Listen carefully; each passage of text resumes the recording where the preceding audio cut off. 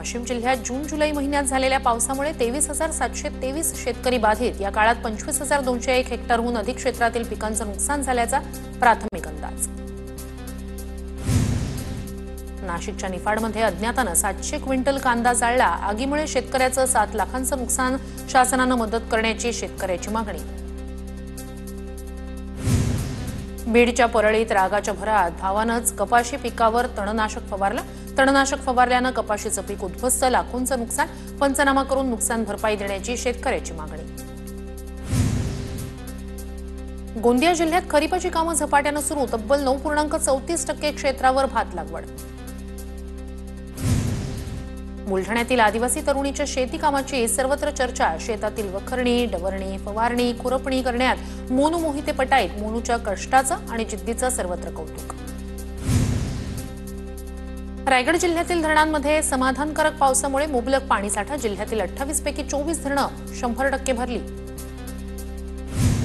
छत्रपती संभाजीनगरमध्ये जायकवाडी धरणाचे सर्व दरवाजे बंद। धरणातील पाणी पातळी सध्या 91.36%वर। सिंधुदुर्गातील तिलारी धरण पर्यटनदृष्ट्या अधिक विकसित करण्यासाठी आमदार दीपक केसरकर यांच्याकडून पाहणी।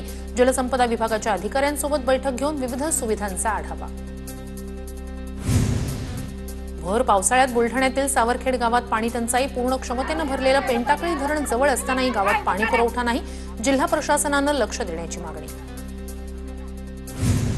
श्रावण महिन्यानिमित्तानं भंडारा शहरात 4थ्या वर्षी कावड यात्रा संपन्न। वैनगंगा तीरावरून बहिरंगेश्वरापर्यंत हर हर महादेवाचा गजर। रत्नागिरीत श्रावण निमित्तानं 2 पालखींच्या भेटीचा सोहळा रंगला। काशी विश्वेश्वर आणि देवभैरी देवाच्या पालखीची भेट। भेटीचा सोहळा पाहण्यासाठी हजारो भाविकांची उपस्थिती। वाशिमच्या कारंजातील कामरगाव परिसरात अनेक वर्षांपासून अवैध वृक्षतोड करणाऱ्या टोळ्या सक्रिय।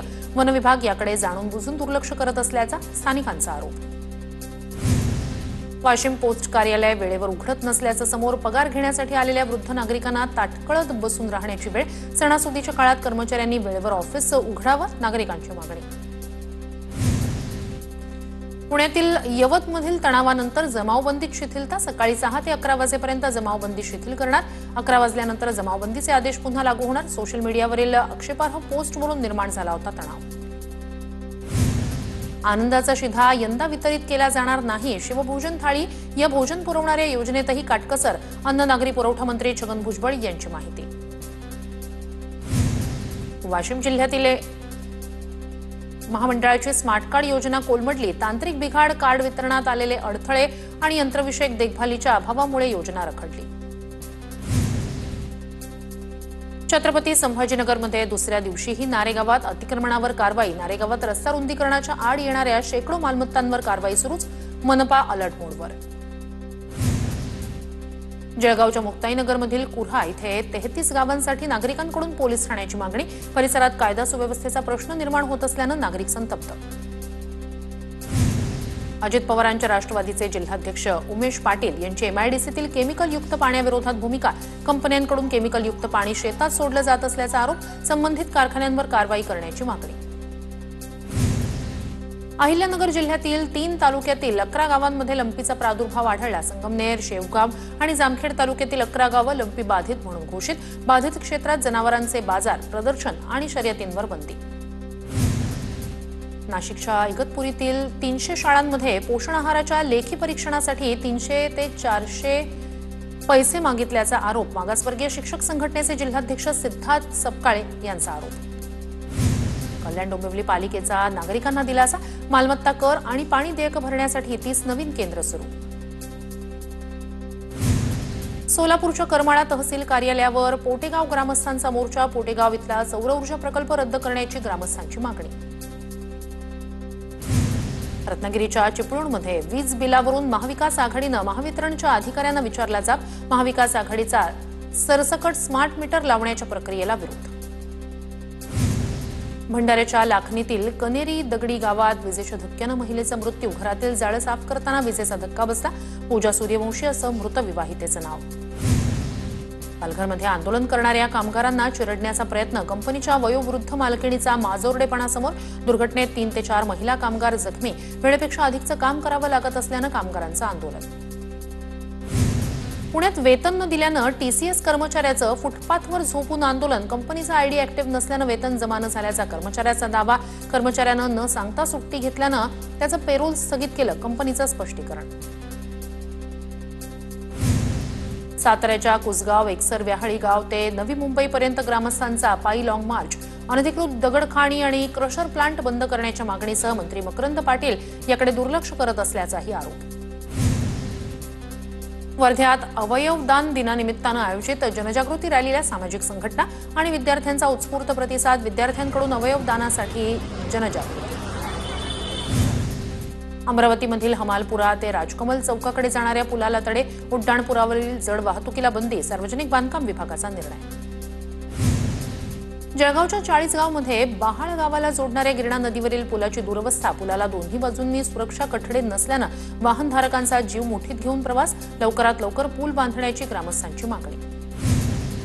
जळगावच्या मुक्ताईनगरमधील नगरपंचायतीच्या इमारतीची दुरवस्था. इमारत जीर्ण झाल्यानं ठिकठिकाणी स्लॅबचा भाग कोसळण्याचे प्रकार.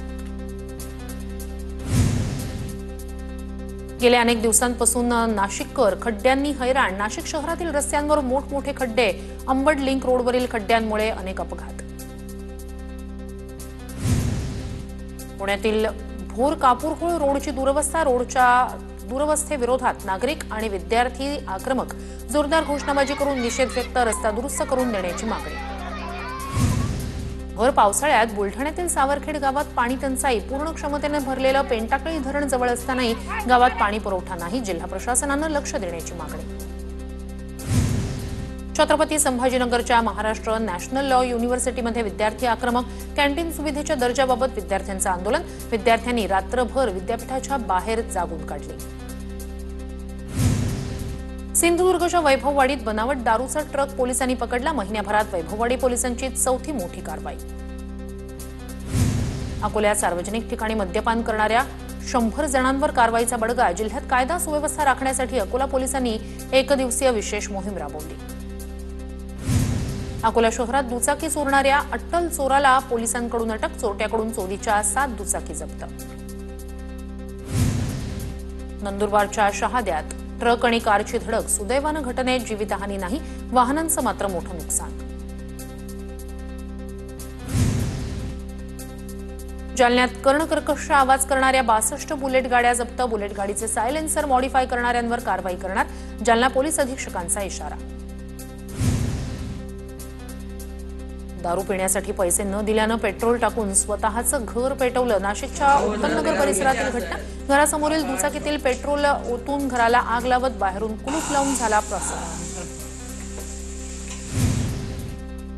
सोलापुरात डीजेच्या तालावर नाचताना तरुणाचा हार्ट अटॅकनं मृत्यू. नाचून बाजूला थांबला आणि जागीच तरुणाचा मृत्यू झाल्याची धक्कादायक घटना. भंडाऱ्याच्या अडाळमध्ये पोलीस भरती पूर्व प्रशिक्षण अकॅडमीत प्रशिक्षकाकडून तरुणीकडे शरीरसुखाची मागणी. शिक्षकाकडून प्रशिक्षणार्थी तरुणीला कॉल करत अश्लील चाळे. अड्याळ पोलीस ठाण्यात गुन्हा दाखल.